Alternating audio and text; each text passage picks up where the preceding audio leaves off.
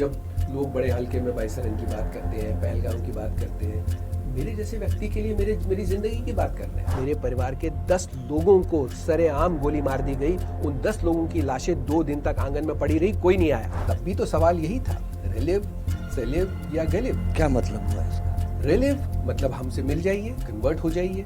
सेलिव अगर नहीं हो सकते तो भाग जाइए, और अगर भाग भी नहीं सकते तो गलिव मतलब मर जाइए। आज हिंदी में था, बंदूक की नाल सामने रख के पूछा गया। लोगों को इस बात से हैरत हो रही है कि उन्होंने धर्म पूछ के मारा।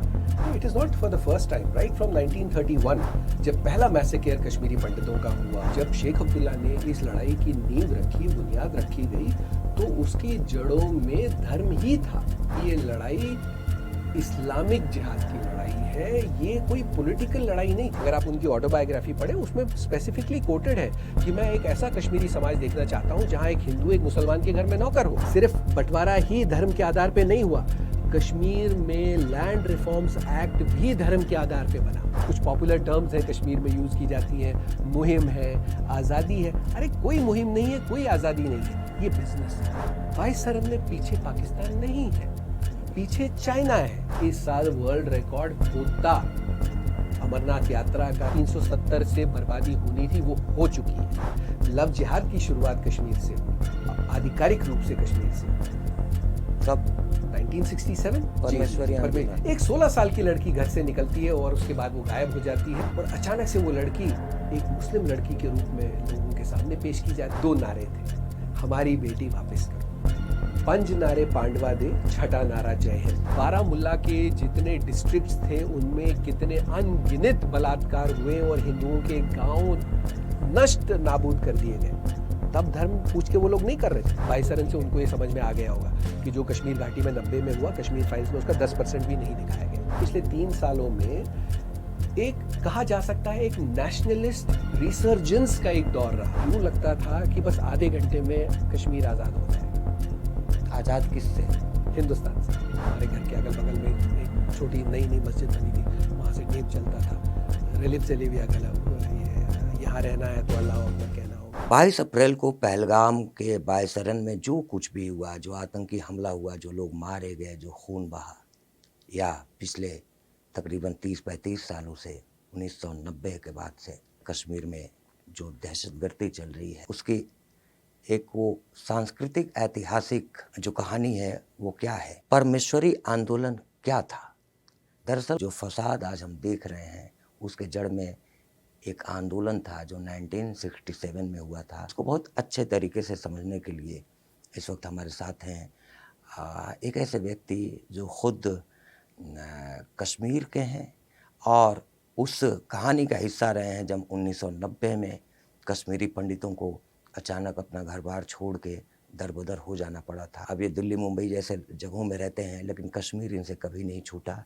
कई सारी किताबें इनकी आई हुई हैं, कि किताबें बहुत चर्चित हैं।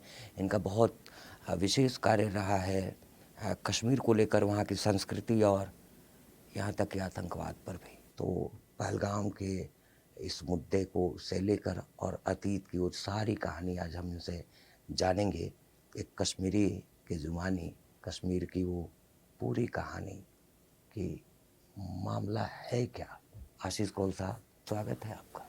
थैंक यू, नमस्कार, बहुत बहुत धन्यवाद आपका। अभी जो 22 अप्रैल को जो 26-27 लोगों की हत्या हुई है, सबसे ज़्यादा चर्चा इस बात की है कि उनका धर्म पूछा गया और फिर निशाना बनाया गया। कश्मीर में ये कोई पहली घटना नहीं है। शायद लोगों को इस वक्त इस बात से सदमा ज़्यादा लगा क्योंकि आतंकवादियों ने ये सवाल धर्म का चिन्ह जो पूछा वो हिंदी में पूछा। इस वजह से पहले यही सवाल हिंदुओं से कश्मीरी में पूछा जाता था, और जब ये सवाल रिलिव, सेलिव या गलिव में पूछा जाता था तब एक आम भारतीय को इसकी सेंसिटिविटी, इसके पीछे की क्रूरल्टी समझ में नहीं आती थी। आज यही सवाल हिंदी में पूछा गया है, इसकी वजह से देश हैरत में है। मैं इसलिए हैरत में हूँ कि ये वही पॉलिटिकल निज़ाम था, ये वही पॉलिटिकल डिस्पेंसेशन था, या ओपिनियन मेकर्स कह लीजिए, या जो डिफरेंट ओपिनियन ग्रुप्स कह लीजिए, जब ये कहते थे कि नहीं, वहाँ ऐसा कभी नहीं हुआ, कश्मीरियत की बात होती थी, सूफीज़म की बात होती थी, जैसे आम तौर पे देश के बाकी हिस्सों में गंगा जमनी तहजीब की बात होती है, उस कल्चर की बात होती है। कश्मीर में शुरू से हमेशा से धर्म के नाम पे ही इंसानों का कत्ल होता था। तो कश्मीर के लिए, मेरे लिए और ख़ास करके हमारे समाज के लिए ये नई बात नहीं है। हमने भी तो यही भुगता जब हमको वहाँ से निकलना पड़ा, या हमको जब वहाँ से निकाला गया, वैसे हालात क्रिएट किए गए जब कश्मीरी पंडितों का ओपनली मैसेकेयर होता था, तब भी तो सवाल यही था, रिलिव, सेलिव या गलिव। क्या मतलब हुआ इसका? रिलिव मतलब हमसे मिल जाइए, कन्वर्ट हो जाइए।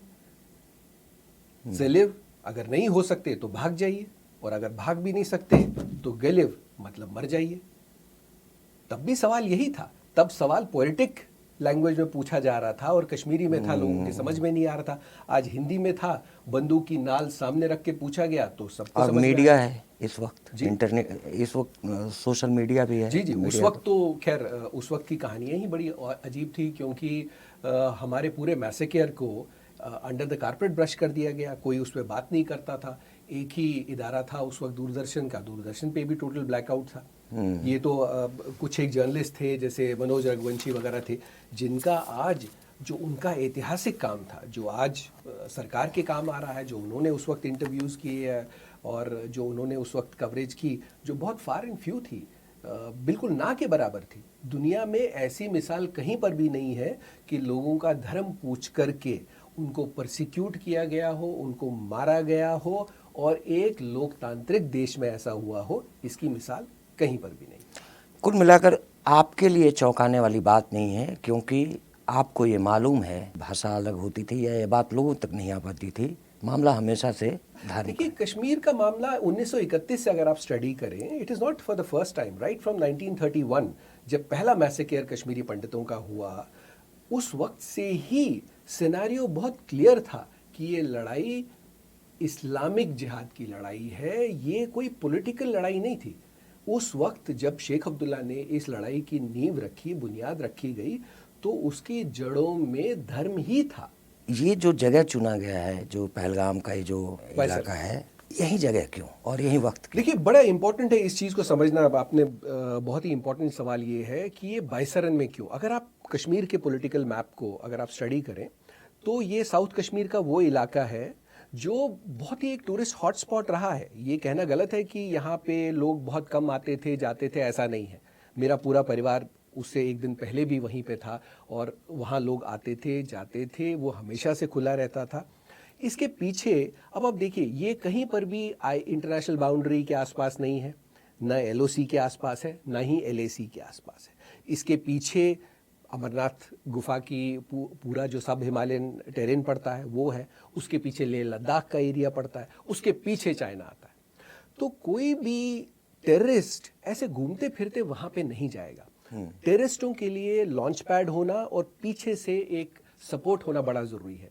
वो सपोर्ट उनको वेस्टर्न बाउंड्री पे ज़्यादा मिलता है, जो उड़ी का इलाका है, मुजफ्फराबाद का इलाका है, उस एरिया में, क्योंकि बॉर्डर बहुत पोरस है। यहाँ दरिया है, वहाँ पाकिस्तान है, यहाँ मुजफ्फराबाद है, यहाँ पीओके है, उनको बहुत लोकल सपोर्ट वहाँ मिलता है। उनके लिए बहुत आसान था अगर ये टेररिस्ट होते। ये टेररिस्ट फुटप्रिंट का काम नहीं है, ये स्ट्रेटेजिक पाकिस्तानी मिलिट्री का ऑपरेशन था। क्योंकि ऐसा नहीं हो सकता कि 7-8 लोग बंदूकें लेते हुए इतनी 250-300 किलोमीटर का एरिया तय करते हुए घूमते फिरते आए, और वो भी इस मौसम में। मौसम बड़ा इंपॉर्टेंट पार्ट है। वो इसलिए क्योंकि बर्फ पिघलने लगी है, गर्मियों की शुरुआत हो चुकी है। इस पूरे एरिया में जो लोकल गुज्जर बकरवालों का एरिया है, ये वो हमेशा घूमते रहते हैं। इस वक्त वो एक्टिव हो जाते हैं क्योंकि 3-4-5 महीने बर्फ में, वहाँ पे टोटल बर्फ इतनी 8-8, 10-10, 12-12 फुट वहाँ बर्फ होती है। उस एरिया में मूवमेंट पॉसिबल ही नहीं है, किसी भी चीज़ में आप मूवमेंट कर नहीं सकते।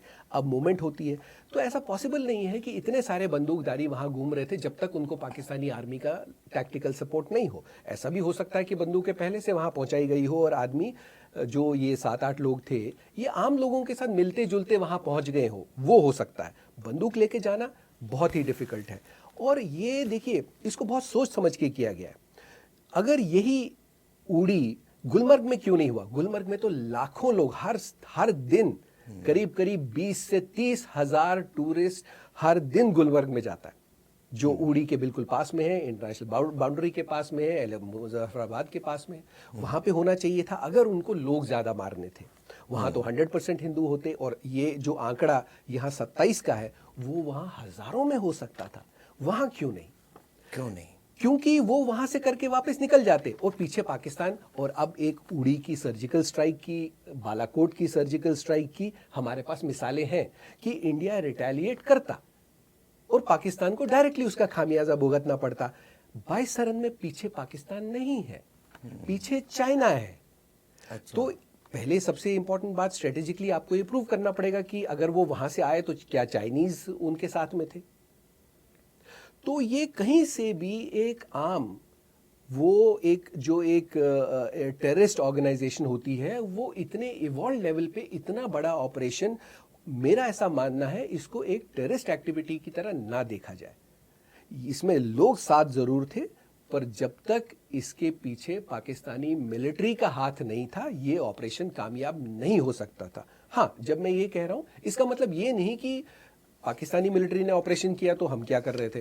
कहीं ना कहीं हमारी जिम्मेदारी भी बनती है, हमारे से भी लैप्स हुआ है, उस लैप्स को हमने नहीं भूलना चाहिए। हाँ, maybe this is not the day to discuss that lapse, but I am sure military dispensation जो है वो इस लैप्स को स्टडी करेगी। क्यों हुआ, ऐसा नहीं होना चाहिए था। ये उड़ी या मुजफ्फराबाद नहीं था कि जहां ऐसी चीजें हो सकती थी, और वो बॉर्डर एरिया इतना ज्यादा पोरस एरिया है वो, कि वहां पे इतनी चाको चौबंद वो गश्त रखना बड़ा डिफिकल्ट है। यहाँ मेरे ख्याल से उतना आसान नहीं होना चाहिए था जितनी आसानी से ये हुआ। जो लोकल लोग हैं वहाँ पे, जो कश्मीरी जो वहाँ के लोकल हैं, ये पहली बार हुआ है कि बड़े मुखर तरीके से वो इसके विरोध में सामने आए हैं। पहले ऐसा शायद नहीं हुआ कि लोग एकजुट होकर और इस आतंकवाद का विरोध किए हों। क्या आपको भी ऐसा फील हो रहा है? For the optics of it, जी हाँ, ऐसा लगता है। पर देखिए फर्क, क्या पाकिस्तान सपोर्टर्स जो रहे या वहाँ के जो इम्पोर्टेंट ग्रुप्स रहे जिनकी आवाज़ बड़ी मुखर होनी चाहिए थी, क्या वो मुखर रहे?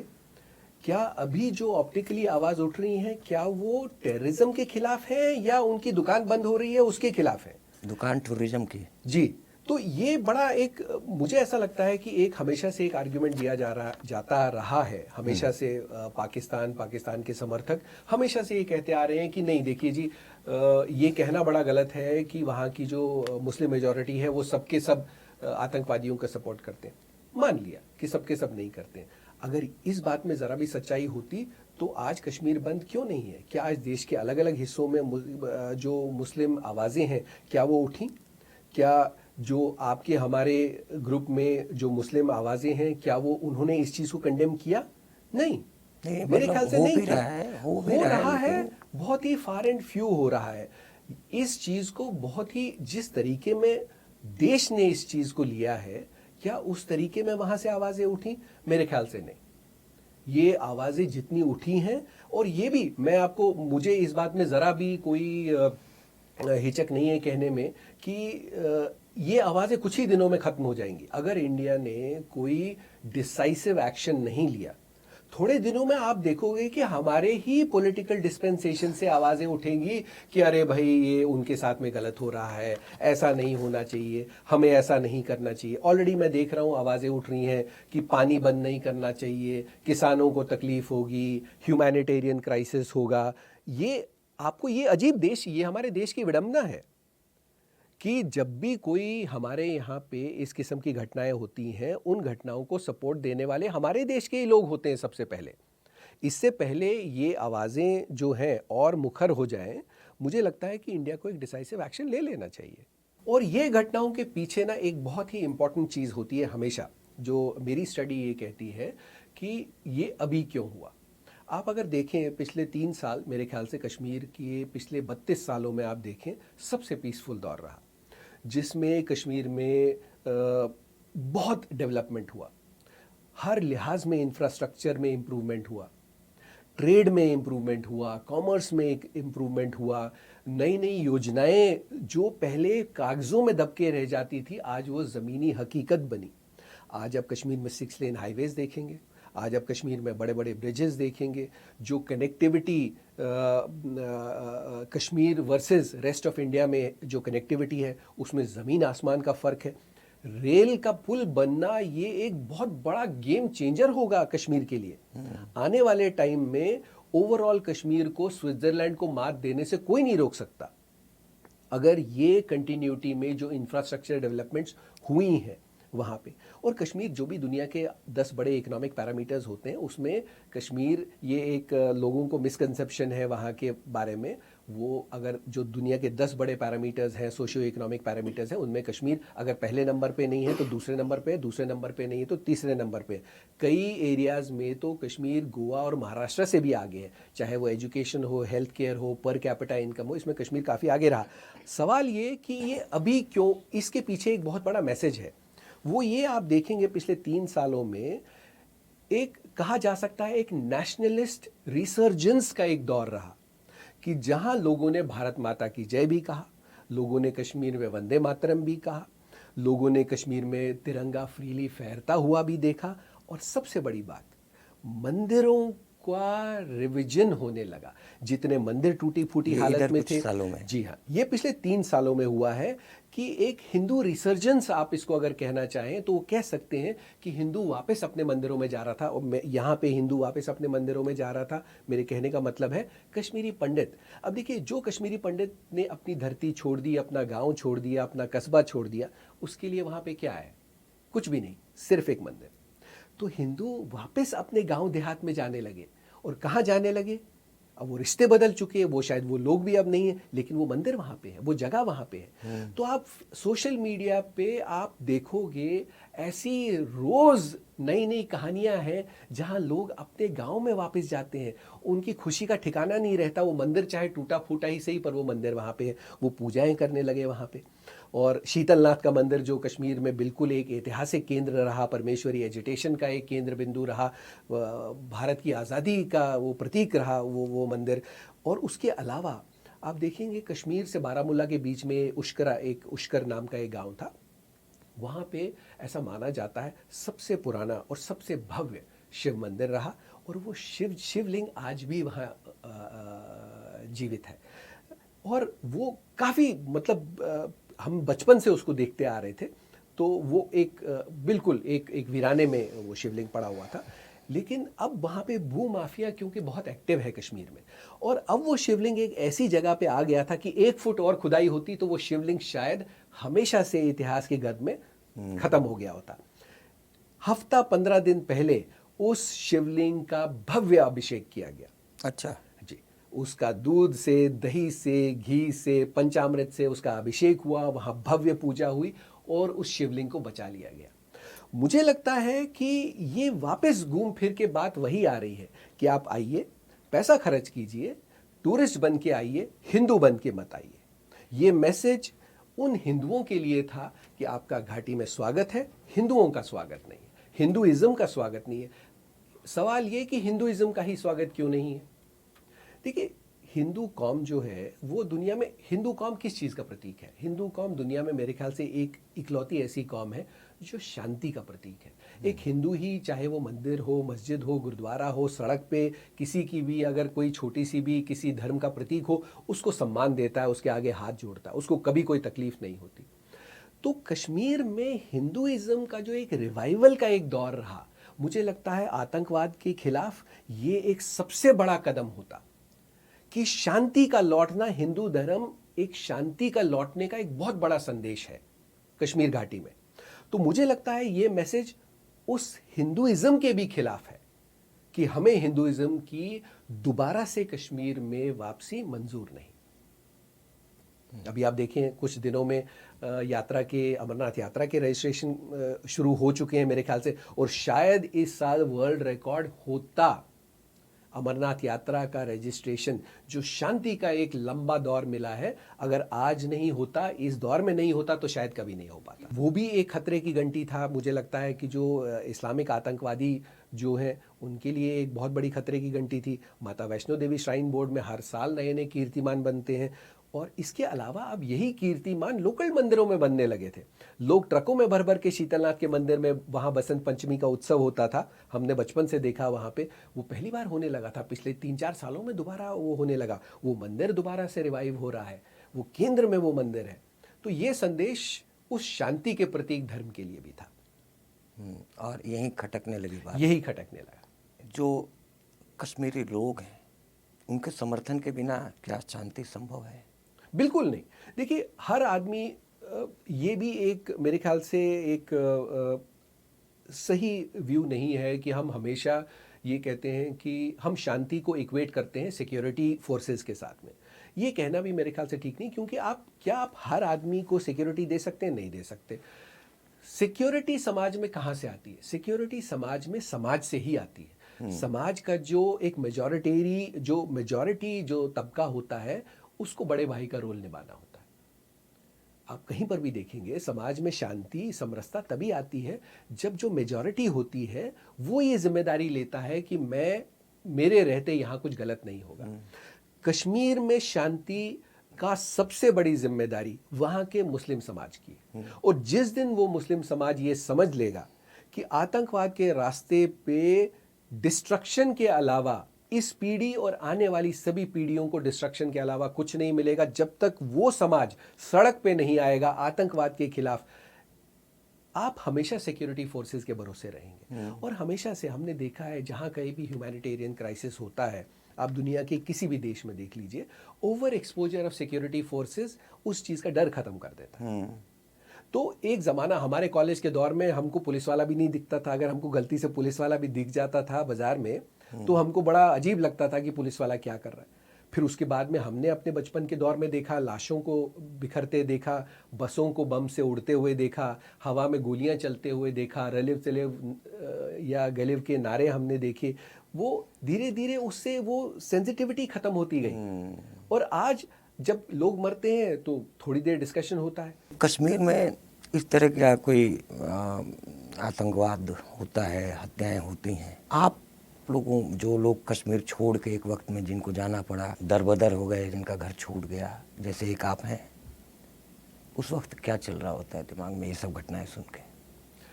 देखिए, कहीं कहीं ना एक ये तस्वीरें जो हैं, ये दोबारा से एक आपका पूरा बचपन, आपकी पूरी ज़िंदगी आपकी आंखों के सामने से गुजर जाती है। अब जब लोग बड़े हल्के में बाइसरन की बात करते हैं, पहलगाम की बात करते हैं, मेरे जैसे व्यक्ति के लिए मेरी ज़िंदगी की बात कर रहे हैं आप। ये वो जगहें हैं जहां आज भी मैं आंखें बंद करूं तो मुझे लगता है कि मेरे बचपन का वो आशीष मेरे आगे उन्हीं गलियों में, उन्हीं घाटियों में घूम रहा है।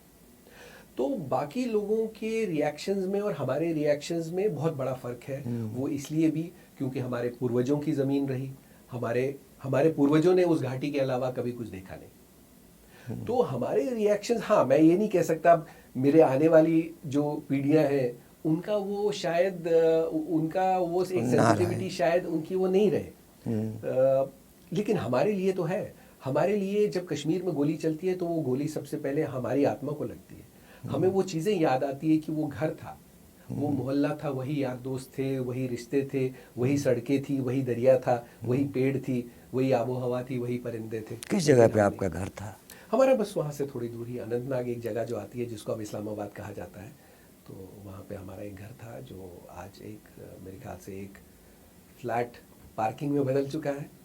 अच्छा, तो आपका आना जाना हुआ कभी? हाँ, मैं हर साल जाता हूँ और बाकी लोगों से बहुत ज़्यादा बार जाता हूँ। मेरा परिवार बिल्कुल पहलगाम से एक दिन पहले ही लौट के आया था। जो लोकल्स हैं, जो आपके अड़ोस पड़ोस के लोग उस वक्त के थे जी, अब उनका रवैया कैसा रहता है आप लोगों को? देखिए, मैं ये कह सकता हूँ कि मैं कश्मीर के उस दौर का शायद आखिरी सिंबल हूँ जिस दौर में लोग आपस में बैठ के बात कर सकते थे। मैं तब मेरे ख्याल से 16 या 17 साल का था जब मैं कश्मीर से निकला। तो by and large you can say that when you are 16-17 you are set for life. आपके रिश्ते, आपका वैल्यू सिस्टम सब सेट हो जाता है। तो मैं कह सकता हूँ कि मेरे आज भी मेरे 90% से ज़्यादा जो दोस्त मेरे हैं, वो thanks to social media, Facebook, ये आज भी मेरे दोस्त वही हैं। वो आपको वापस नहीं बुलाते आप लोगों को? जी, हम जाते हैं। As a tourist you are always welcome. देखिए, एज ए टूरिस्ट वहाँ जाना, आम जनता को ये समझना पड़ेगा कि कश्मीर में अक्सर जो मेरे ख्याल से गलती होती भी है, लोग अक्सर ये कहते हैं कि अब तो 370 हट गया।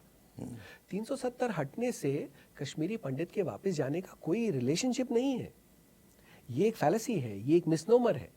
370 ने जो डैमेज कश्मीर में करना था वो आज से 30-35 साल पहले वो चैप्टर बंद हो चुका है। जो कश्मीर में 370 से बर्बादी होनी थी वो हो चुकी है। 370 हट गया, बात खत्म हो गई। लेकिन कश्मीर में एक कश्मीरी पंडित कैसे रह पाएगा? सबसे पहले वो क्या करेगा? क्या उसके पास रोजगार का कोई साधन है? कश्मीरी पंडित जब हम लोग कहते हैं, गैर मुस्लिम कहा जाएगा या कश्मीरी पंडित, ये क्यों कहा जाता है? इसमें एक छोटा सा न्यूएंस है कि हम लोग कश्मीरी आम भाषा में हम लोग अपने आप को ब्राह्मण नहीं कहते। कश्मीरी क्योंकि मेजॉरिटी जो है 99% से ज़्यादा की मेजॉरिटी हिंदूज जो वहाँ पे थे वो सारे ब्राह्मण थे। हम लोग ब्राह्मण शब्द का इस्तेमाल नहीं करते क्योंकि हम ये मानते हैं कि इंसान अपने कर्म से पहचाना जाता है। कश्मीरी पंडित अपने आप को पंडित इसलिए कहता है, वो कहता है कि जो भी उसके पास में है वो उसका कमाया हुआ है, उसका अपना पुरुषार्थ है। वो पढ़ाई करता है, वो लिखाई करता है, वो नौकरी करता है। आम कश्मीरी पंडित खेतों में हल चलाता है, किसान है। तो हमको इस बात का बड़ा गर्व है कि हम सिर्फ खुद को ब्राह्मण कहने से बात नहीं बनती।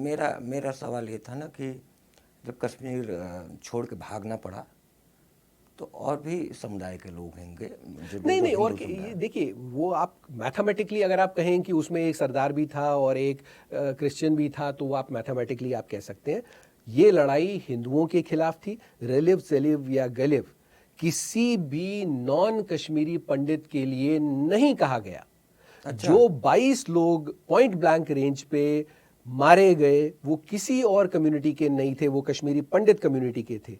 जिन माओ बहनों के बलात्कार हुए, जिनके साथ में जिनको छल से बुलाया गया, उनके साथ गैंग रेप हुए, उसके बाद में उनके प्राइवेट पार्ट्स में लोहे की रॉडें डाली गईं और उसके बाद में भी जब तसल्ली नहीं हुई तो उनको आरे पे काटा गया, वो सारे के सारे कश्मीरी ब्राह्मण थे, हिंदू थे, पंडित थे। पंडित ही निशाने पे क्यों थे ज्यादा? पंडित, देखिए इसके पीछे आपको 31 में जाना पड़ेगा। शेख अब्दुल्ला का सपना था कि उनको प्रधानमंत्री बनना था कश्मीर का। 47 के बाद में ये तो देश में एक संविधान हो सकता था, एक निशान हो सकता था। कश्मीर एक ट्रैवेस्टी था, ठीक है, लेकिन ये सबको पता था कि ये ट्रैवेस्टी ज्यादा दिन नहीं चलेगी।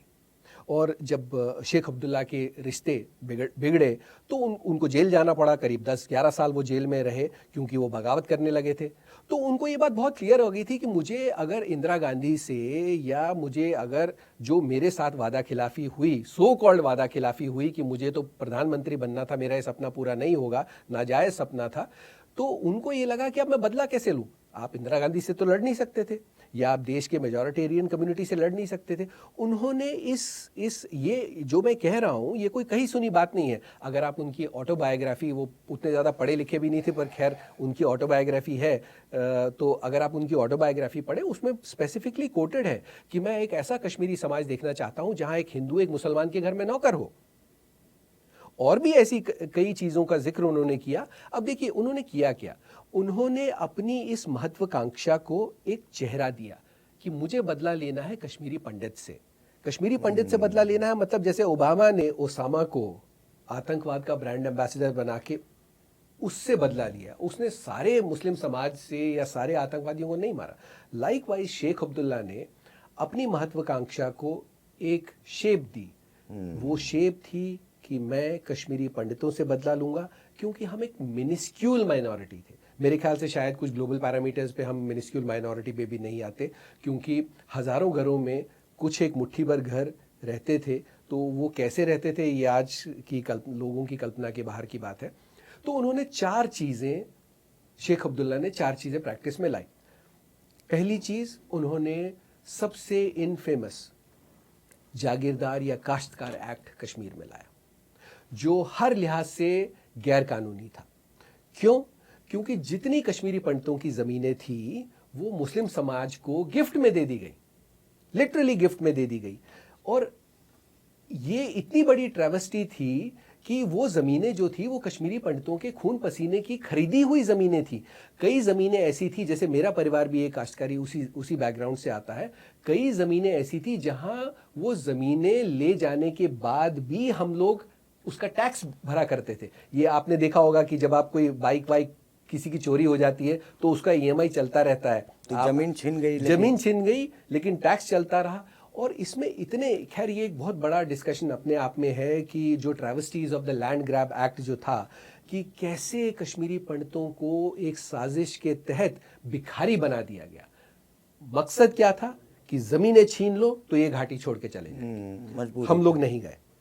दूसरी चीज, नौकरियों से कश्मीरी पंडितों को बेदखल किया गया। ये it's a matter of record. आप देखें कि इतने पिछले 50 दशकों में कितने कश्मीरी पंडितों को सरकार में नौकरी मिली, और उस जितने रिटायरमेंट्स होते थे वो हमेशा उसकी जगह पे एक नॉन हिंदू ही आया, कि उनको ये लगा कि नौकरी से भी जमीनें छीन लो चले जाएंगे, नहीं गए। नौकरियां छीन लो चले जाएंगे, नहीं गए। उसके बाद में क्या हुआ, ये भी एक बहुत बड़ी ट्रैवेस्टी है। स्टेट कॉम्पिटेंट अथॉरिटी नाम का एक इदारा बनाया गया। क्या? State competent authority. जैसे अब आजकल नीट होता है, जेई होता है, कैट के एग्जाम्स होते हैं, merit is the only consideration. Kashmir में merit was never the only consideration. Merit was never a consideration. Dharma was the only consideration.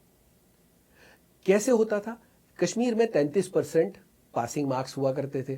ठीक है, मेरे जैसे स्टूडेंट के लिए वो भी लाना बड़ा डिफिकल्ट हो जाता था कभी कभी, because I was a sportsman. But largely 33% पे जो भी जिसके भी आते थे, he was eligible for a engineering, polytechnic, medicine और एनी प्रोफेशनल स्टडी का उसको हक बनता था। लेकिन ये मिलता कैसे था? अब आप देखें, अगर उस जमाने के अगर आप रिकॉर्ड्स चेक करें तो चाहे वो +2 के रिजल्ट्स हो, ग्रेजुएशन के हो, डिग्रीज के हो, जो भी रिजल्ट्स हो, उसमें ओवरवेलमिंग मतलब 95% जो था वो टॉप स्कोरर्स जो थे वो हिंदूज हुआ करते थे। लेकिन जब इनकी लिस्ट बदल के लगती थी कि इंजीनियरिंग में, मेडिसिन में, पॉलिटेक्निक में सीट्स ओवरवेलमिंगली 95%, 96% नॉन हिंदूज को सीट्स मिलती थी, मुस्लिम्स को सीट मिलती थी। वो क्यों? क्योंकि सीट बंटने का जो तरीका होता था वो एक पर्सनल इंटरव्यू की बेसिस पे होता था। उसमें कोई मेरिट का कोई क्राइटेरिया नहीं होता था।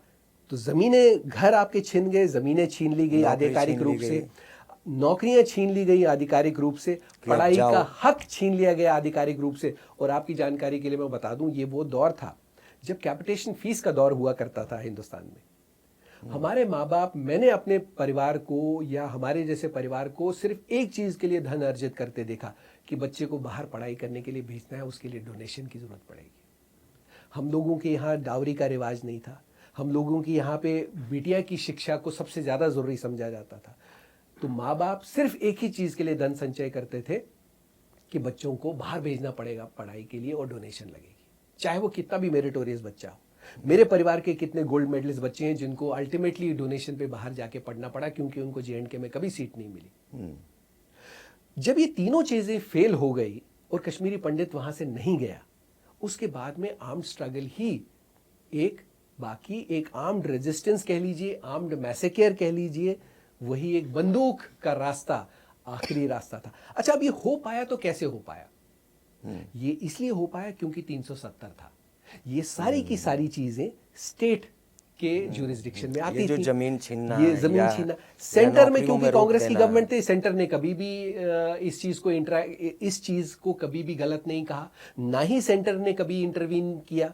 सेंटर ने बल्कि लोकल गवर्नमेंट्स को हमेशा, जो हमेशा से हिंदू विरोधी सरकारें रहीं, उनको हमेशा से उनको एनकरेज किया, चाहे वो परमेश्वरी एजुटेशन हो। आप कह रहे हैं कि ये जो 1967 में परमेश्वरी आंदोलन हुआ था, बुनियाद वहीं से इसकी पड़ी थी। बिल्कुल बिल्कुल। आज जो पहलगाम है वो भी उसी कहानी का एक हिस्सा है। देखिए, एक बड़ा इंपॉर्टेंट लेसन था 1967 जो आज की मुझे लगता है पॉलिटिकल, क्योंकि देखिए इतिहास को तोड़ा मरोड़ा गया, इतिहास को दबा दिया गया, इतिहास को खंडित कर दिया गया और इतिहास को बुला दिया गया।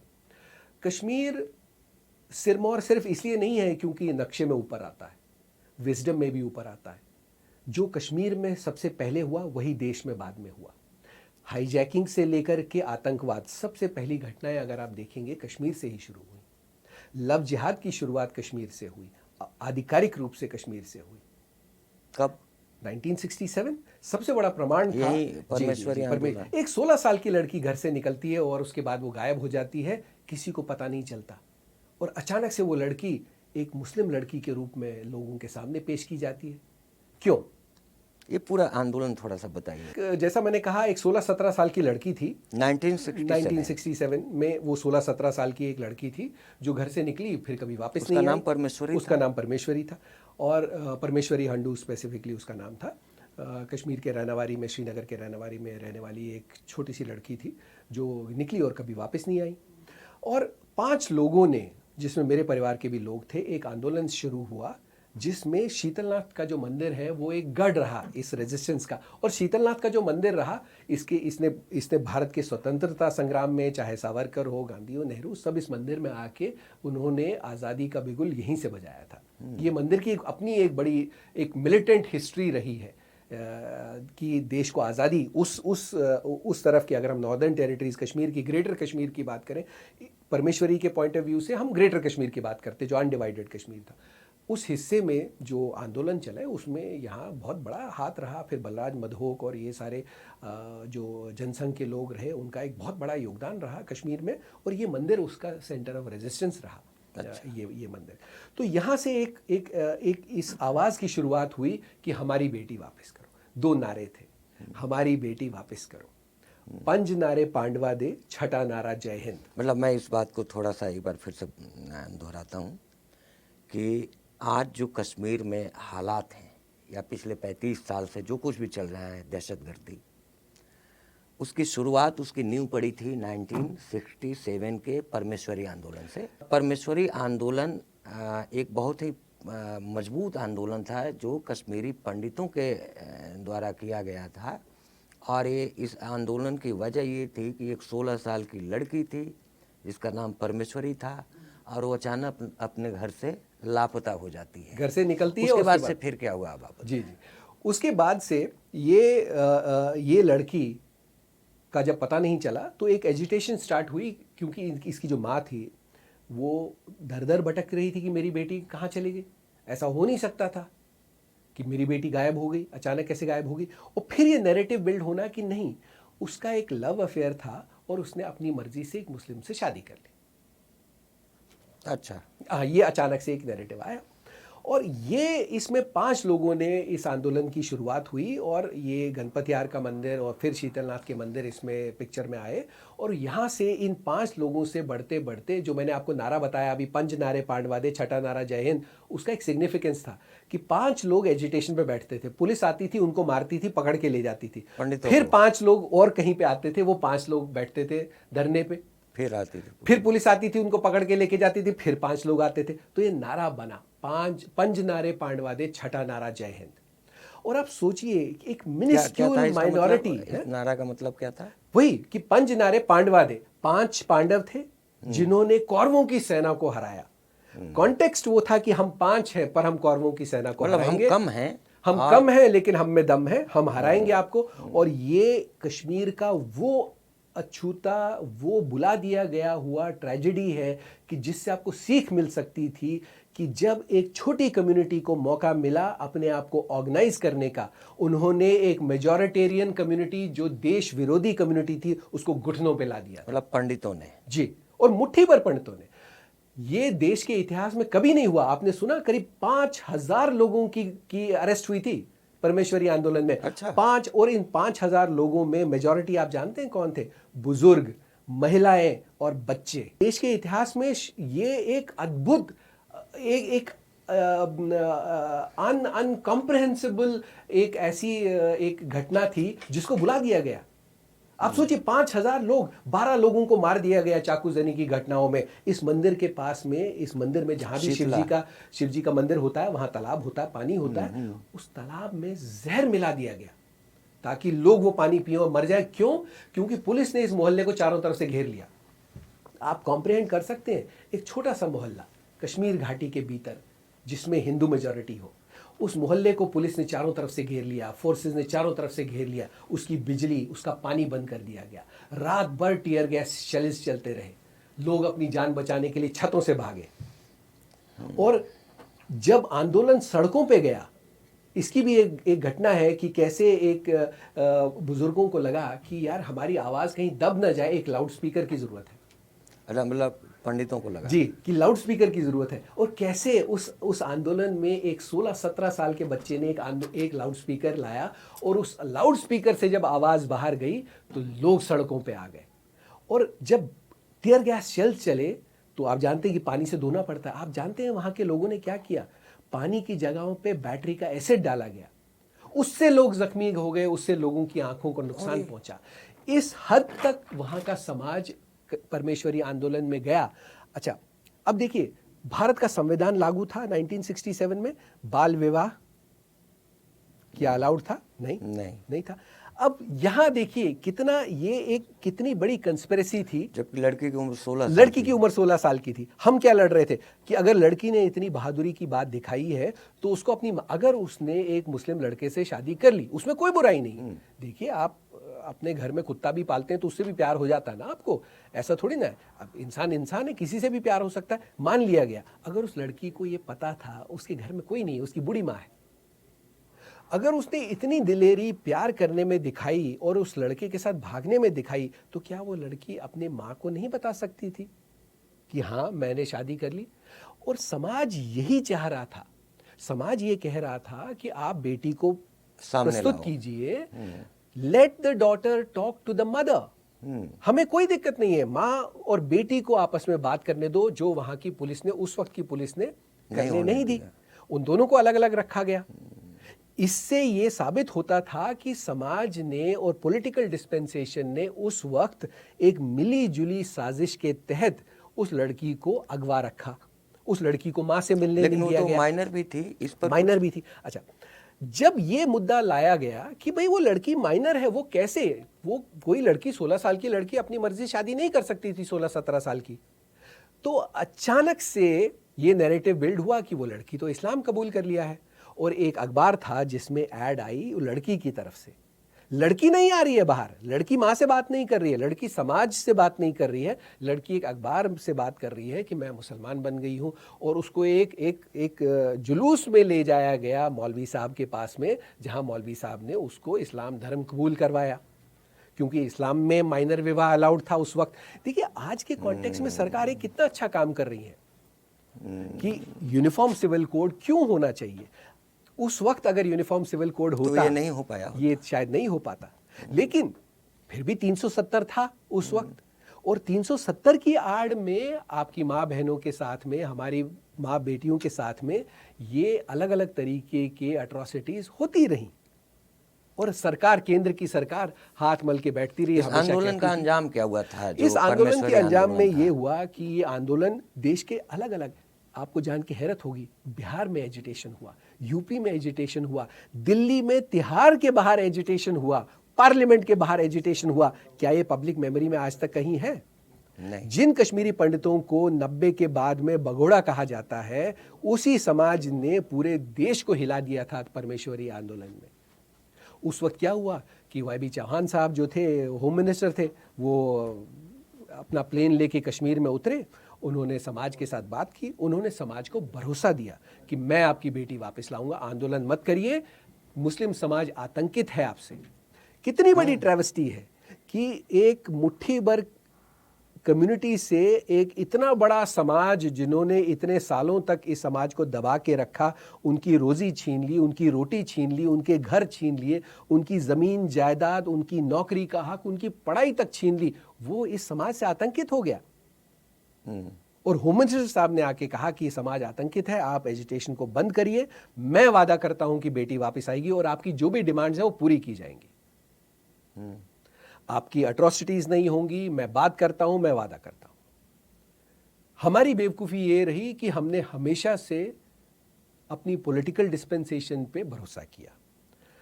कश्मीरी हिंदुओं ने कांग्रेस को हमेशा से, और खैर उस जमाने में कांग्रेस के अलावा कुछ था भी नहीं, ऐसा कहना गलत भी होगा, तो हमने पॉलिटिकल डिस्पेंसेशन पे हमने हमेशा से आस्था रखी, देश के संविधान पे आस्था रखी, और हमने वो एजिटेशन वापस ले ली। नतीजा, न वो वादे कभी पूरे हुए, ना ही वो बेटी कभी वापस आई, और उसके बाद 90 कब तक चला? अगर ये 67 में अगर ये एजिटेशन को सैबोटाज नहीं किया गया होता, मैं दावे के साथ कह सकता हूं 90 कभी नहीं होता। क्योंकि कश्मीरी पंडितों ने पहली बार ये देखा कि जब हम इकट्ठे लड़ सकते हैं तो हम क्यों नहीं लड़े।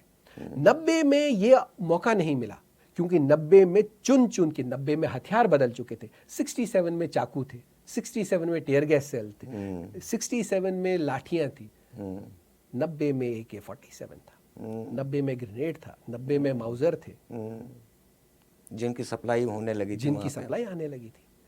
90 में बिट्टा कराटे जैसे, जो उसका बड़ा फेमस इंटरव्यू है जिसने कहा कि मैंने हाँ 20 लोगों को मारा, अगर मेरी माँ को भी मारने के लिए कहते, मनोज रघुवंशी वाला। देखिए आज hats off to Manoj Raghuvanshi, अगर उनका वो इंटरव्यू नहीं होता, क्या सभ्य समाज आज ये मानता कि एक आदमी ने 20 लोगों को 22 लोगों को पॉइंट ब्लैंक गोली मारी और वो ये कहता है कि अगर मेरी माँ को भी गोली मारने को कहते तो मैं मार देता?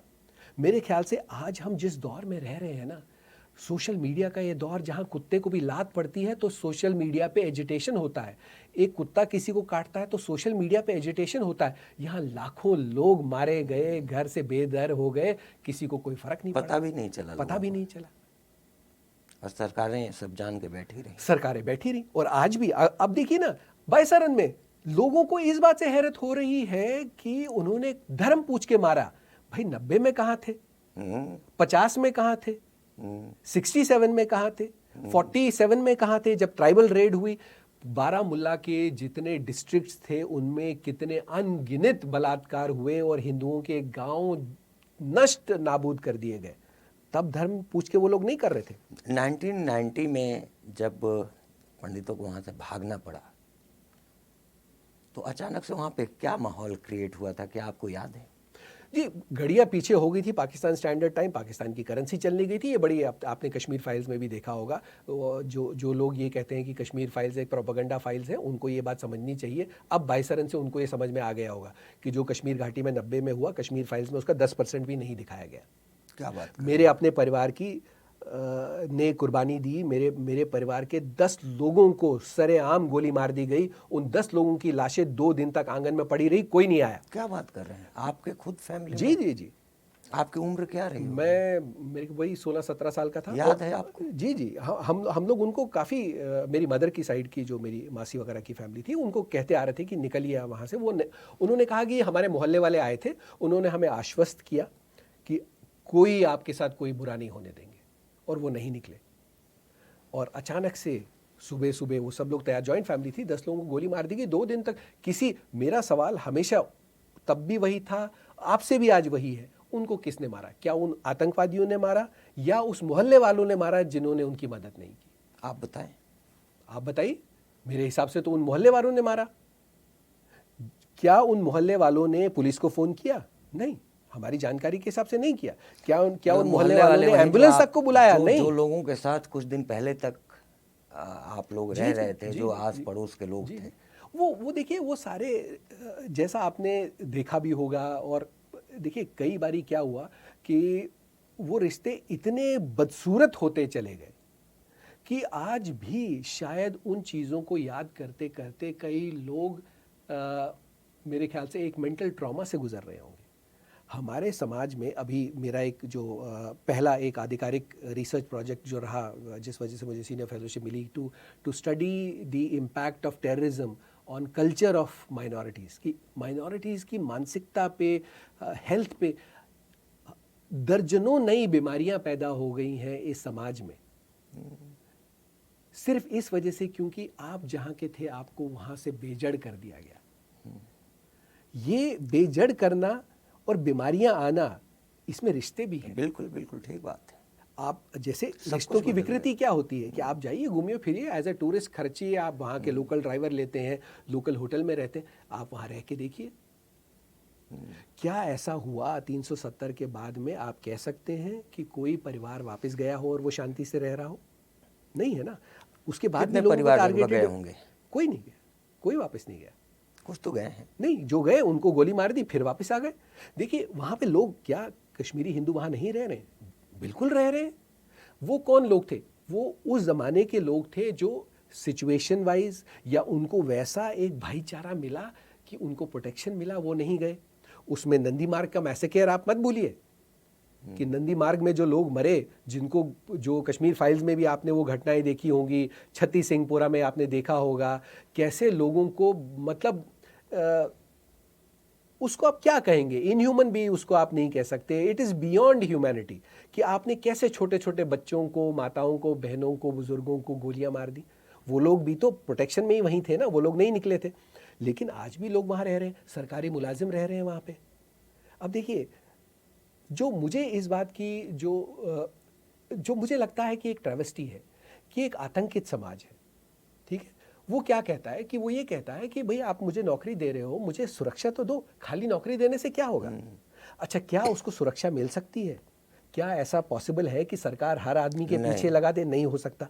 जिम्मेदारी समाज की है, जिम्मेदारी वहाँ के मेजॉरिटी समाज की है कि आप जब तक, जैसा मैंने हमेशा कहता आया हूँ कि कश्मीर में शांति का रास्ता मुस्लिम मेजॉरिटी के हाथों से, घरों से ही निकलेगा। जब वो मुस्लिम मेजॉरिटी खड़े हो कि ये कहेगी कि ये जिम्मेदारी मेरी है इनको प्रोटेक्शन देने की, उस दिन आपको कोई पुलिस की जरूरत नहीं है, कोई फौज की जरूरत लेकिन ये काम सरकार तो नहीं करवा सकती। सरकार नहीं कर सकती। क्यों नहीं कर सकती? क्योंकि पीछे पाकिस्तान का सपोर्ट है। अब देखिए, इसमें माइक्रो डायनामिक्स हैं, कुछ इसमें इकोनॉमिक डायनामिक्स हैं। आज आतंकवाद क्या एक क्या कहते हैं, वो एक बड़ा कुछ पॉपुलर टर्म्स हैं कश्मीर में यूज़ की जाती हैं, मुहिम है, आज़ादी है। अरे कोई मुहिम नहीं है, कोई आज़ादी नहीं है, ये बिजनेस है। कश्मीर में अगर आपको देखना है, इस वक्त ड्रग्स का सबसे बड़ा एक सुपर हाईवे बन रहा है। Kashmir is becoming the hub of drugs, drug trade. छोटे छोटे बच्चे ड्रग एडिक्ट, ये साउथ कश्मीर का ये पूरा बाईसरन, पहलगाम, ये एरिया बहुत बड़ा ड्रग एडिक्ट्स का एक बहुत दुख की बात। मैं अभी अपने स्कूल में गया था अभी कुछ महीने पहले, अनंतनाग। जी, उस स्कूल में, उस स्कूल का एक हिस्सा है, वहाँ पूरे के पूरा स्कूल का एक स्टोर रूम था, स्कूल बंद था, भरा हुआ था, आधा यहाँ तक स्कूल का स्टोर रूम बना था। किस चीज़ से? फेंसिड्रिल, कोरेक्स, छोटे छोटे बच्चे पी रहे। किसी, अगर मुझे वो दिखाई दे रहा था, वहाँ के एडमिनिस्ट्रेशन को नहीं दिख रहा, वहाँ के जो लोकल उनको नहीं दिख रहा कि वहाँ पे क्या हो रहा है। तो ये तो उन्हीं के बच्चे खराब हो रहे हैं, उन्हीं के बच्चे खराब हो रहे हैं। अच्छा, आप ये देखिए, जब टेररिस्ट कहीं गोली चलाता है, भागता है, तो वो बंदूक लेके नहीं भागता, वो कहीं ना कहीं रखता है। उसके एवज में जहाँ रखता है वहाँ पैसे भी छोड़ता है। जहाँ वो रहता है वहाँ भी पैसे छोड़ता है ना। जिन घरों की हॉस्पिटैलिटी वो एंजॉय करते हैं, वहाँ पे भी पैसे देता है। इट हैज़ बिकम, अगर आपको बिजनेस ऑफ टेररिज्म देखना है धर्म की आड़ में, तो कश्मीर में देखिए। अगर आपको बिजनेस ऑफ टेररिज्म आज़ादी के रूप में देखना है, तो कश्मीर में देखिए। ना आज़ादी है, ना धर्म है। आज ड्रग एडिक्शन है, आज प्रोस्टिट्यूशन है। और ये वहाँ के समाज को, आई जस्ट होप कि वहाँ का लोकल समाज इस चीज़ को बहुत जल्दी एक्सेप्ट करे कि उनके बच्चों का भविष्य कैसा होने वाला है। लोकल समाज क्यों आपको लग रहा है कि कंफ्यूज्ड है? देखिए, कुछ तो लोकल समाज सेल्फिश है, क्योंकि उनके शायद दिलों में कहीं ना कहीं वो शेख अब्दुल्ला की बातें अभी भी गूंज रही है कि मैं कश्मीरी पंडितों को निकाल दूंगा, उनकी सारी ज़मीन जायदादें आपके लिए छोड़ जाएंगी। वो लालच भी है। और देखिए, वो लालच ने फ्रूट भी दिया। नहीं, वो लालच ने फ्रूट तो दिया ना।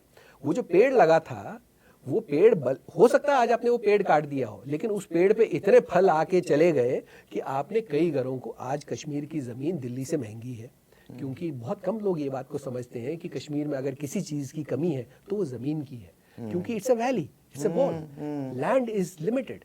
तो कश्मीर में जो ज़मीनें जो एक दौर में 5,000 रुपये में बिकती थी, आज वो 5 करोड़ में भी नहीं मिलती। आप जानते हैं, आपको जान के हैरत होगी कि आज कश्मीर में एक आम कश्मीरी मुसलमान, एक मिडिल क्लास कश्मीरी मुसलमान अपने लिए घर नहीं बना सकता, इतनी महंगाई है। ज़मीन को लेकर के इतनी महंगाई है। वहाँ के लोकल लोग काम नहीं करते, मजदूर भी यूपी बिहार से आते हैं, मजदूरी बढ़ गई, हर चीज़। अब तो खेतों में भी लोग काम नहीं करते क्योंकि खेती कम हो गई। और जो कश्मीरी पंडित भागे, उनकी जो ज़मीनें थी वो सारी मुसलमानों ने ले ली। और वो जो देखिए, मकान मैं दो चीज़ें कहता हूँ। एक मैं कह रहा हूँ कि उनकी ज़मीनें छीन ली गई। एक मैं कह रहा हूँ उनकी ज़मीनें अनाधिकारिक रूप से लोगों ने हथिया ली। तीसरी, कुछ लोगों ने मजबूरी में बेच दी।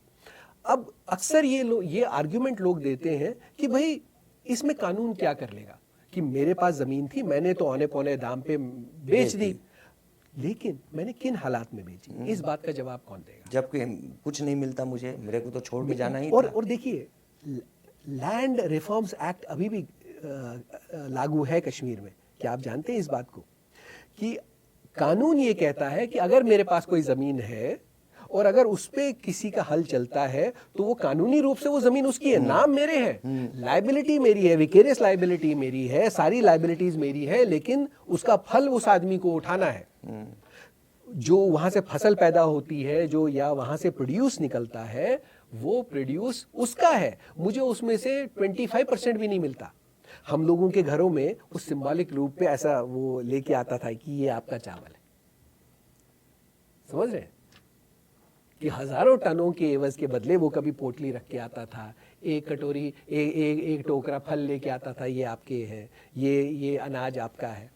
तो आज भी आप वो जमीन नहीं बेच सकते, आज भी आपको सबसे पहले काश्तकार से एनओसी लेना पड़ता है, आप तभी वो जमीन बेचते हैं। और जब आपको काश्तकार क्यों आपको एनओसी देगा? और दूसरी चीज ये कि वो जमीनें वहां पे हैं कि आप आज आप दिल्ली में हैं, बंबई में हैं, आप कितनी बारी वहां के कोर्टों के चक्कर लगाएंगे, उनके दफ्तरों के चक्कर लगाएंगे? पॉसिबल नहीं है। वहां आप जाते हैं तो कहते हैं अच्छा जी कल आइए, परसों आइए, कितने दिन रहेंगे? तो एक आम कश्मीरी के लिए अब वहां की सरकार, देखिए पिछले 3 साल में हालात बदले। पिछले 3 साल में वहां के सरकारी अफसर बड़े सपोर्टिव हैं, वहां के सरकारी अफसर आपको सपोर्ट करते हैं, और खासकर अगर आप हिंदू हैं तो वो they will go out of the way to support you. मेरे पास ऐसी दर्जनों मिसालें हैं वहां के अफसरों की जिन्होंने आज कश्मीरी हिंदुओं की प्रॉब्लम्स को सॉल्व किया है, लेकिन उससे पहले नहीं था, ये आज है, वो सॉल्व कर रहे हैं, लेकिन बहुत देर हो चुकी है। अब जिन लोगों ने अपनी जमीनें, अगर आज वो जमीन होती तो शायद करोड़ों की जमीन होती, जो उस वक्त उन्होंने कुछ हजारों में बेच दी। अब इसका जिम्मेदार कौन है? लेकिन कानूनी रूप से आप कहेंगे कि हमने 370 हटा दिया, भाई आपने तो जमीन बेच दी, इसमें हम क्या कर सकते हैं? आपने किसी की कनपट्टी पे बंदूक रख के, क्योंकि वो जब आदमी वो एक रेफ्यूजी कैंप में गया, दिल्ली गया, बंबई गया, जहां पे भी वो रहने के लिए गया, उसने वहां पे, उसके पास न तो रोजी थी, न रोटी थी, न उसके पास कोई रहने का ठिकाना था। वो कहाँ रहता, वो क्या करता? इसमें एक बता देता, इसमें एक ट्रैवेस्टी और भी है। जागीरदार कानून जागीरदार कानून होता है। लैंड रिफॉर्म्ड एक्ट का बेसिक उसका सोल क्या है कि भाई अगर किसी के पास में बहुत ज़्यादा है, उससे थोड़ा सा लेकर के किसी दूसरे को दे दो, ताकि समाज में एक सोशल जस्टिस हो पाए, ठीक है? और जैसे यूपी बिहार में जब जागीरदारी आई तो उन लोगों को पट्टे भी दिए गए, उसके एवज में उनको कॉम्पनसेट भी किया गया। कश्मीर में ऐसा नहीं हुआ। लेकिन सबसे बड़ी ट्रैवेस्टी पता है कश्मीर के लैंड रिफॉर्म्स एक्ट की क्या है? वहाँ लैंड रिफॉर्म्ड एक्ट में भी भेदभाव हुआ, धर्म आया। धर्म के आधार पे लैंड रिफॉर्म्ड एक्ट हुआ कश्मीर का। एग्रीकल्चरल जमीन 90% कश्मीरी हिंदुओं के पास में थी, क्योंकि वो खुद किसानी करता था।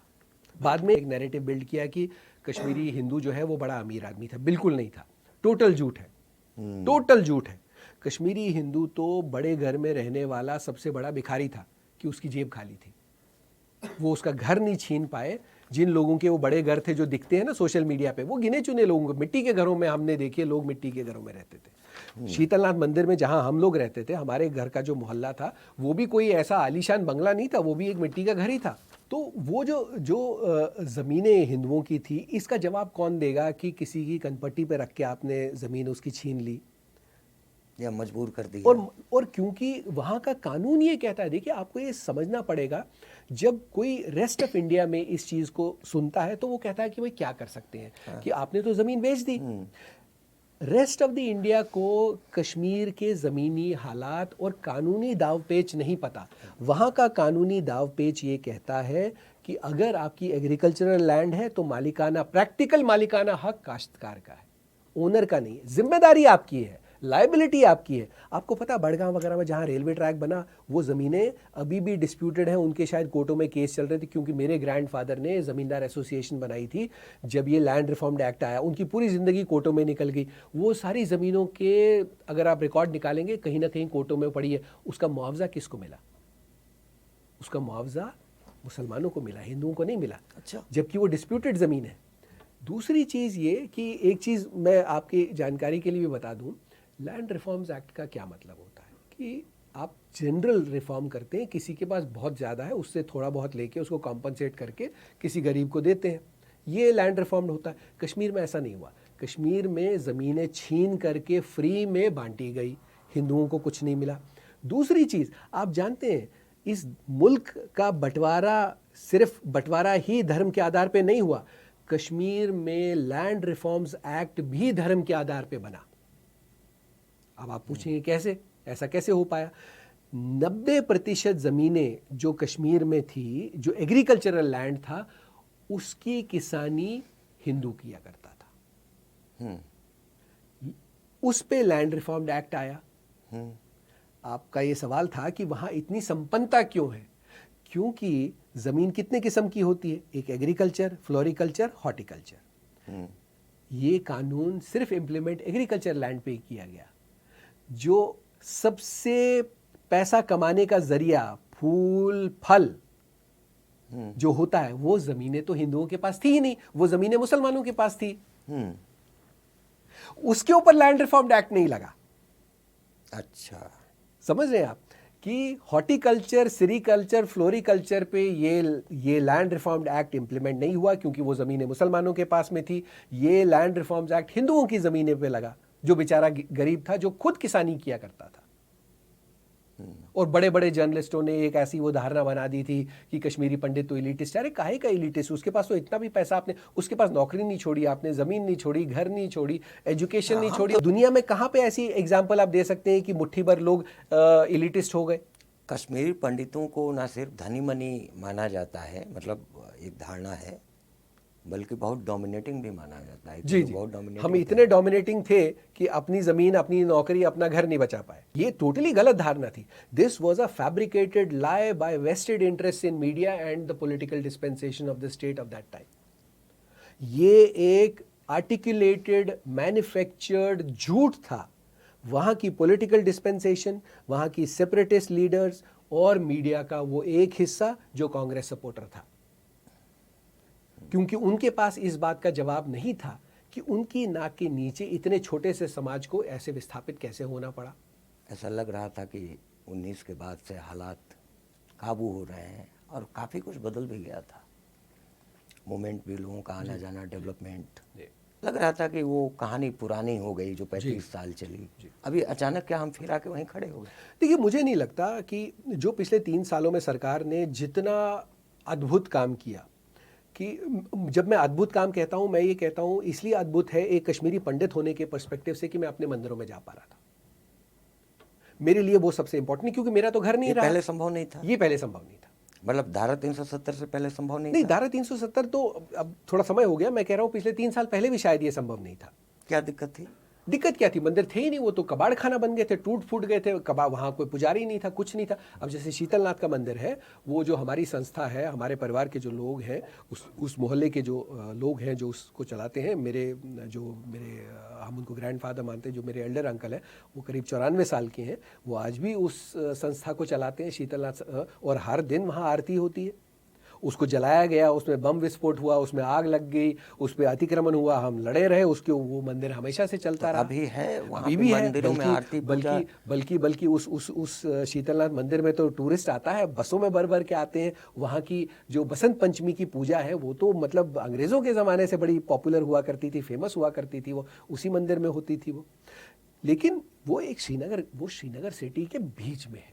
लेकिन बाकी जगहों पे लोग जाते हैं, मेरे जानने वाले अपने गाँव में जाके मंदिरों में जाते हैं, पूजा करते हैं, अर्चना करते हैं। ये पिछले 3 सालों ये पिछले 3 साल में हुआ, और ये सबसे बड़ी जीत थी, क्योंकि वो शांति की जीत है कि एक मिनिस्क्यूल माइनॉरिटी का आदमी अपने धर्म की पूजा अपने घर में, जो घर आज है नहीं, वहां पे कर पाता है। इससे बड़ा पीस का निशान, एम्बलम आपको नहीं मिल सकता था। और यही खटकने वाली बात थी। और ये जो बायसरन है, ये उस स्पिरिट के खिलाफ है।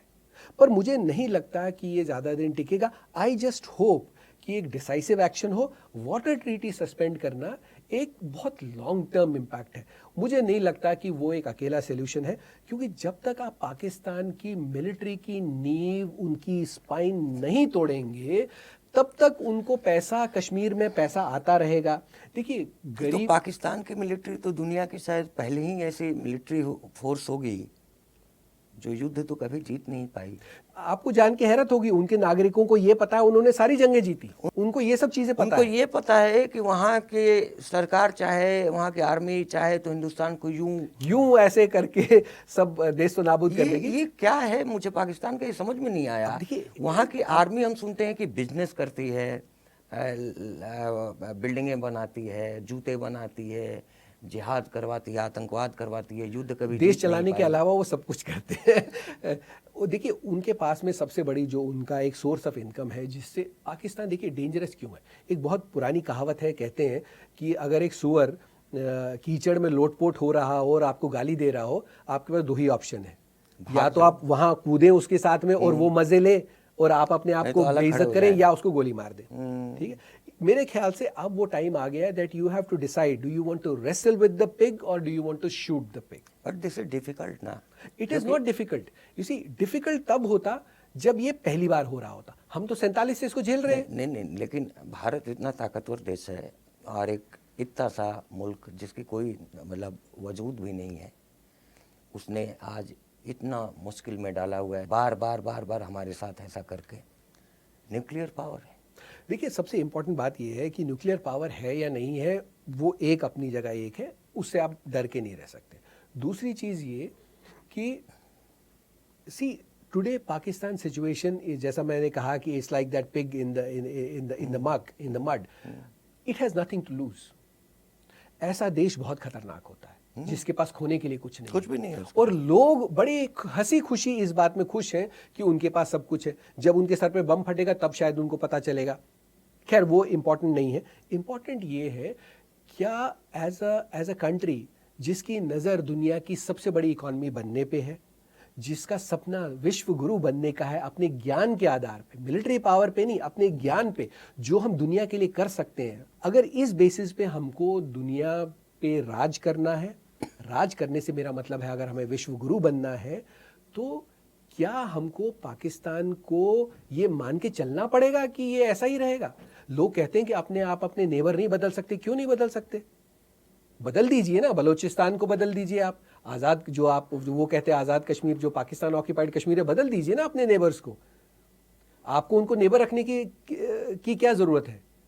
आज अगर हम ये मानते हैं कि बलोच का दिल हिंदुस्तान के लिए धड़कता है, मुजफ्फराबाद का दिल अगर हिंदुस्तान के लिए धड़कता है, मीरपुर का दिल अगर हिंदुस्तान के लिए धड़कता है, तो वो हमारे देश का हिस्सा क्यों नहीं हो सकते? उनको हमारा पड़ोसी क्यों होना है? ये चीजें देखिए, सवाल ये है कि क्या हम इसको नॉर्मलाइज कर दें कि ये तो ऐसा ही रहेगा। सीजन के स्टार्ट में बर्फ पिघलेगी तो आतंकवाद होगा, साल भर आप उसमें बिजी रहेंगे। बर्फ गिरेगी, दर्रे बंद होंगे तो आतंकवाद होगा, आपका विंटर उसमें। क्या हमको ये नॉर्मलाइज करना है? जो जो जो हम कीमत उठाते हैं as taxpayers in this country, can this money not be utilized for creating more industrialization, more jobs, empowering women?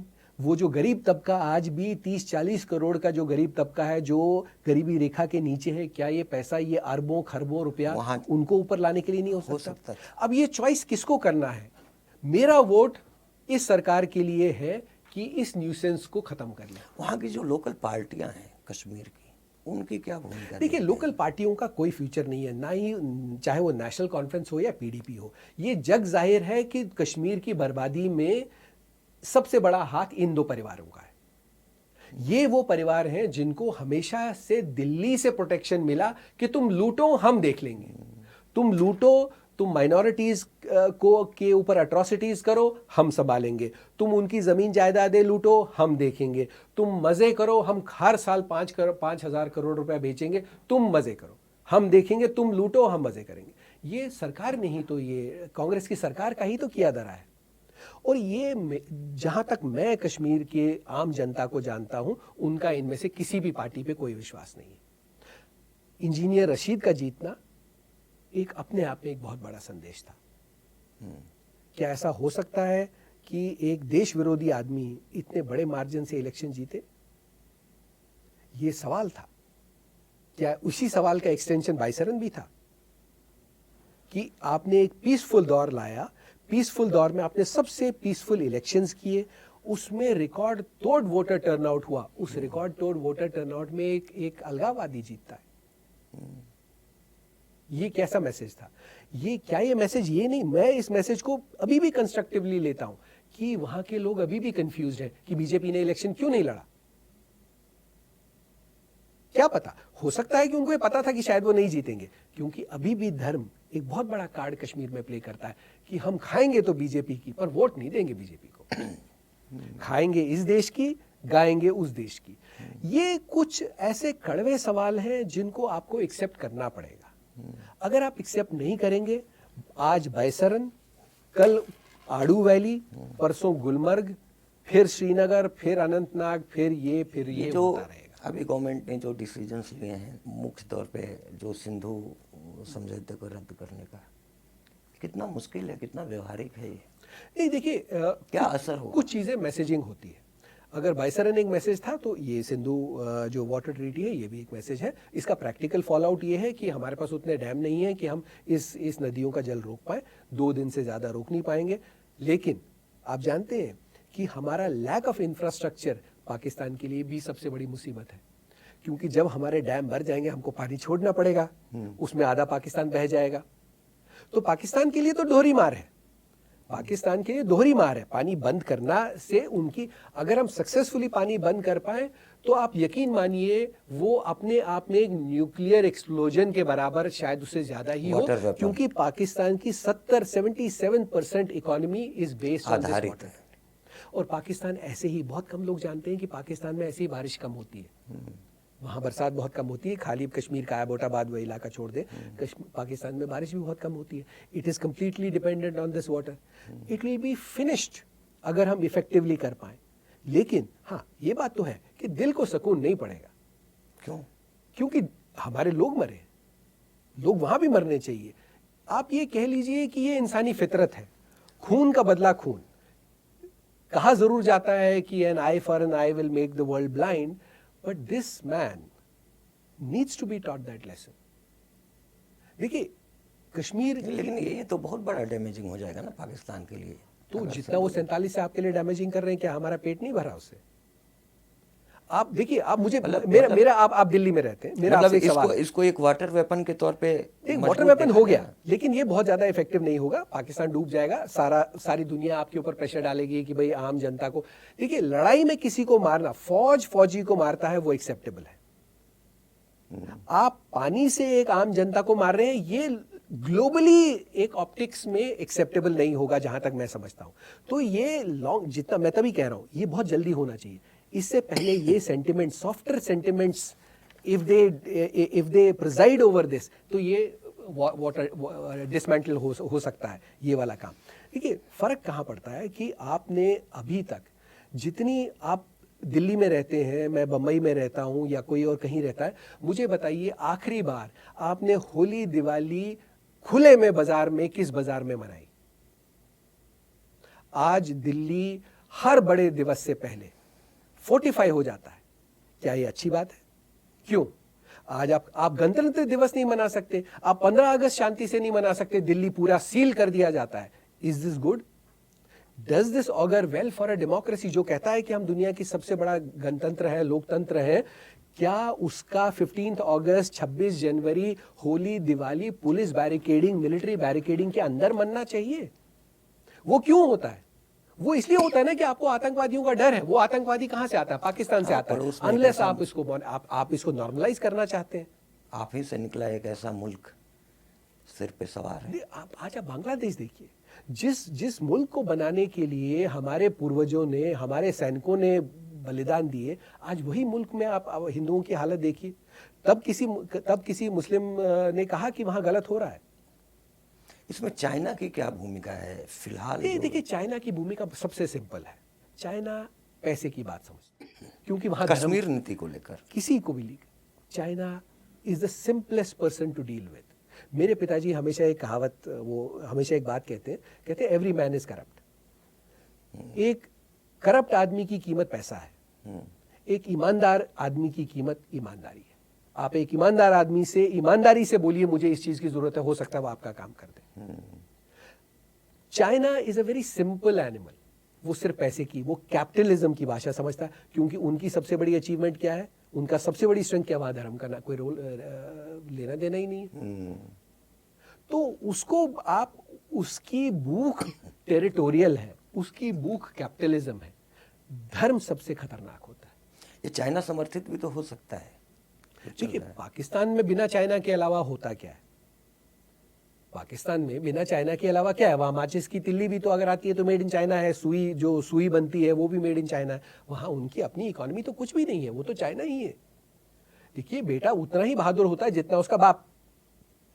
अब चाइना ने, पाकिस्तान ने बाप बदल लिया, पहले हम थे आज चाइना है, तो उसकी जितनी बहादुरी है वो चाइना के भरोसे है। हाँ अब आप देखिए क्या इस पूरे मामले में चाइना कुछ बोला? नहीं बोला, क्योंकि देखिए कमजोर के साथ कोई नहीं रहता। एक संस्कृत में मेरे एक दोस्त बड़ी अच्छी एक मिसाल दिया करता था, वो कहता था कि भगवान को कभी भी शेर की बलि नहीं दी जाती, भगवान को कभी भी घोड़े की बलि नहीं दी जाती, भगवान भी अगर बलि मांगते हैं, भगवान को हाथी की भी बलि नहीं दी जाती, भगवान को भी अगर बलि दी जाती है तो एक मेमने की बलि दी जाती है। एक कहने का मतलब ये है कि अगर हम अपने हक के लिए खड़े नहीं होंगे तो ये लोग आज खड़े हैं, कल को ये कहेंगे यार आप खुद कुछ करने के, आपने बालाकोट किया, उड़ी किया, कोई आया? किसी की हिम्मत हुई? क्योंकि आप सही थे, आपने बहादुरी दिखाई। आप खड़े रहेंगे, क्या होगा भाई? हम 4 रोटी खाते हैं, एक ही रोटी खाएंगे, हम खाने को तैयार है ना। मैं मानता हूं इस देश का एक आम आदमी 5 रोटी में से 4 रोटी इस देश के लिए कुर्बान करने को तैयार है। एक बात कही जाती है कि आपका दुश्मन भी अगर थोड़ा सुदृढ़ हो, संस्कारी हो, लफंगा ना हो तो लड़ाई आसान होती है। आसान होती है, आप समझ सकते हैं। दुश्मन लफंगा हो जाए तो लड़ाई बड़ा मुश्किल है। भारत की स्थिति वही है। बिल्कुल है। अब इस लफंगे को एक ही भाषा समझ में आती है कि उस लफंगे पे इधर उधर का समय वेस्ट ना किया जाए, सीधा गोली मार दी जाए, बात खत्म। देखिए सबसे कश्मीर में जो अभी भी सेपरेटिस्ट एक सेंटिमेंट है जो वहां है, आप वो एक्सेप्ट नहीं करते। जो पॉलिटिक्स क्या कहती है? पॉलिटिक्स कहती है कि यहाँ पे इंफ्रास्ट्रक्चर की कमी है, सड़क लाऊंगा, पैसा लाऊंगा, ये करूंगा, नौकरी लाऊंगा। Kashmir is different. ओके। क्योंकि कश्मीर हर लिहाज में समृद्ध है। कश्मीर में पिताजी का ड्राइवर भी जो था वो बड़ा गरीब आदमी था, उसके पास 7 एकड़ की जमीन थी, 10 कमरे का घर था, वो बहुत गरीब था। कश्मीर में कुछ साल पहले तक तो बिलो द पॉवर्टी लाइन के कार्ड भी नहीं थे, जब तक ये मजदूर वहां सेटल नहीं हुए, यूपी और बिहार से जो मुस्लिम जो लेबर्स वहां थे। तो सवाल ये है कि हमारी ही जमीनें लेकर के वो इतने समृद्ध हो गए हैं कि अगली 3 पुश्तें तक उनको काम करने की जरूरत नहीं है। ऐसे आदमी को ना स्कूल चाहिए ना कॉलेज चाहिए, उसको सड़क नहीं मिल रही, कोई दिक्कत नहीं, क्योंकि सड़क आपको मुझे चाहिए, स्कूल आपको मुझे चाहिए, बिजली आपको मुझे चाहिए, क्रेडिट वर्दीनेस आपको और मुझे चाहिए, हमको लोन चाहिए, हमको अपने बच्चों को पढ़ाना है, उनको ऐसी कोई कंपल्शन नहीं है।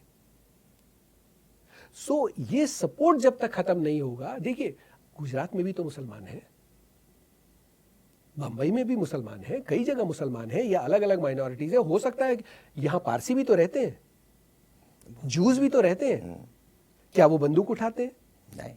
नहीं उठाते ना। क्यों? क्योंकि वो इस देश के रग रग से वाकिफ है, वो इस देश के लिए कृतज्ञ हैं कि इस देश ने उनको तब पनाह दी जब दुनिया ने उनको निकाला, और आज वो अब शायद अपनी जगहों से यहां ज्यादा अच्छा महसूस करते हैं। वो अपने आप को हिंदुस्तानी कहते हैं, वो नहीं कहते हम जूस हैं, वो कहते हैं हम हिंदुस्तानी। और इस देश की इंडस्ट्रियलाइजेशन में इन 2 कम्युनिटीज का अतुल्य योगदान रहा। रतन टाटा को हम नहीं भूल सकते, या टाटा संप्रदाय को हम नहीं भूल सकते। उन्होंने पारसी, बंबई पूरा पारसियों की देन है, पुल बने, रेलवे ट्रैक बना, अस्पताल बने, पारसियों ने बनाया। लेकिन कश्मीर में ये हालात नहीं है। वो अभी भी लेना जानते हैं, देना नहीं जानते, वो देशभक्ति नहीं जानते। तो जब तक उनको आप उस लेवल पे उनका इकोनॉमिक कट ऑफ नहीं होगा पाकिस्तान से, तो आप वहां कितना भी पैसा डालते रहिए, वो खाएंगे यहाँ की, गाएंगे वहीं की। It is not a happy situation. और दुख इस बात का है कि ये पॉलिटिकल डिस्पेंसेशन, कोई भी पॉलिटिकल डिस्पेंसेशन रहा हो, इसी चीज को इग्नोर करता है। इसको इग्नोर नहीं करना चाहिए। आपको as a matter of fact मानना चाहिए कि जब तक आप पाकिस्तान को टैकल नहीं करेंगे, कश्मीरी मुसलमान आपको सपोर्ट नहीं करेगा, और तब तक इससे निपटा नहीं जा सकता। तब तक इसे निपटा नहीं जा सकता। कश्मीरी हमारे बचपन में हमने देखा, कहा कि कश्मीरी मुसलमान आपको सपोर्ट नहीं करेगा जब तक आप पाकिस्तान को हैंडल नहीं करेंगे। किस तरीके, मतलब क्या इस दोनों बातों में क्या संबंध है कि कश्मीरी मुसलमान को पाकिस्तान की हैंडलिंग क्यों चाहिए? देखिए एक एवरेज कश्मीरी मुसलमान इतना अक्लमंद है, उसको पता है कि उसको पाकिस्तान से जाने में कोई फायदा नहीं, इंटरेस्ट भी नहीं, भिखारी मुल्क है, इनकी रोटी भी छीन के खा जाएगा, सबको पता है, सच सबको पता है। कश्मीरी मुसलमान पढ़ा लिखा मुसलमान है, उनको ये सब पता है। वो एक बच्चा एक जिद करता है ना खिलौना छीनने के लिए, तो पाकिस्तान की सपोर्ट वहां के लोकल जो सेपरेटिस्ट सेंटिमेंट है उसके लिए वो काम करता है कि तुम शोर मचाओ मैं देख लूंगा। देखो फ्री में मिल रहा है तो किसको बुरा लगता है। तो ये पाकिस्तान को टैकल करना, आप मेरे ख्याल से अगर बलूचिस्तान को ही ले लें उससे भी टैकल हो जाएगा।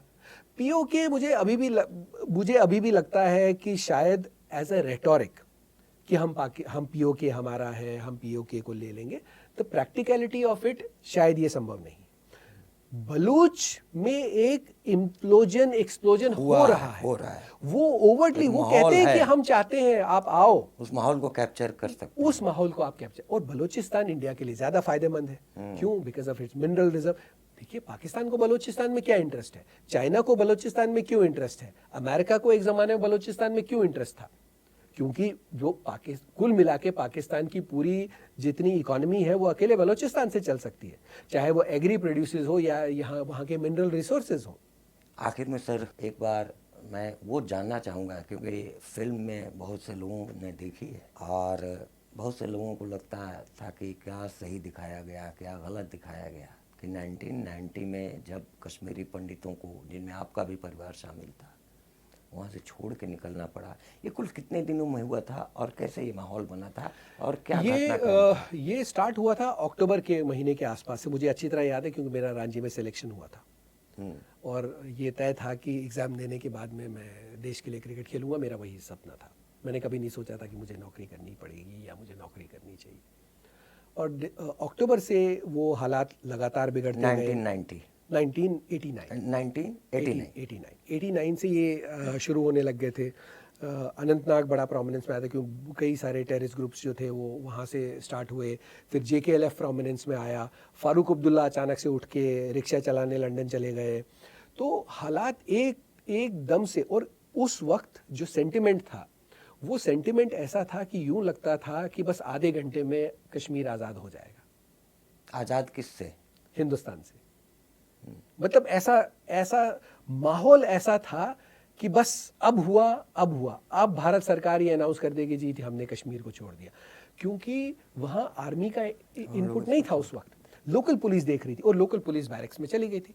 लोकल पुलिस कोई कुछ नहीं कर रही थी उस वक्त की लोकल पुलिस ने कुछ नहीं किया। रात को भागे थे आप लोग?